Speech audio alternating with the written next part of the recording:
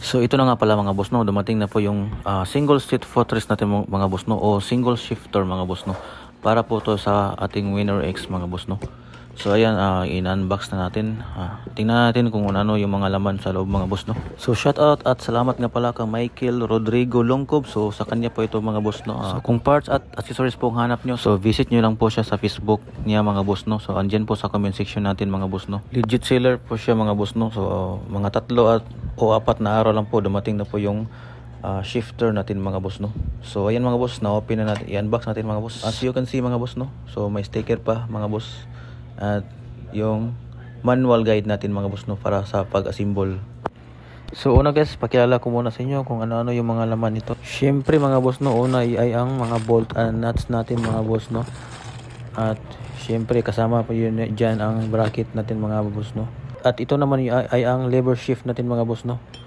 So ito din yung foot peg. So dalawa yan sa left and right mga boss no. At ito naman ay ang rubber and shaft pedal natin mga boss no. At ito naman ay ang bracket. So ayan, medyo maliit lang no. So ito naman ay bracket pa din no. So siyempre dalawa din yan. At ito naman ay ang tinatawag natin na sleeve mga boss no. So sleeve ang tawag po nito no. So ito naman ay ang shaft and brake pedal mga boss no. At siyempre mga boss yung lever shift niya mga boss no.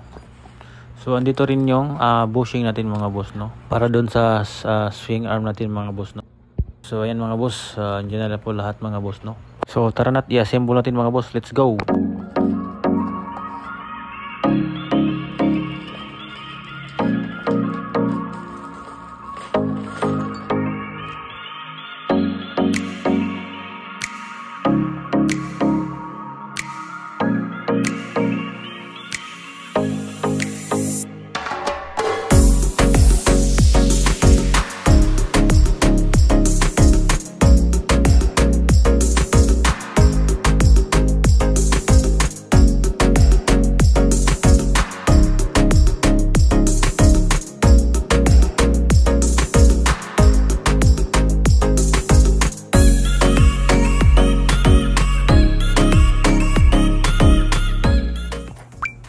So ayan mga boss no, tapos na nga pala yung pag-assemble natin mga boss no, all in and all sit up na natin to lahat mga boss no.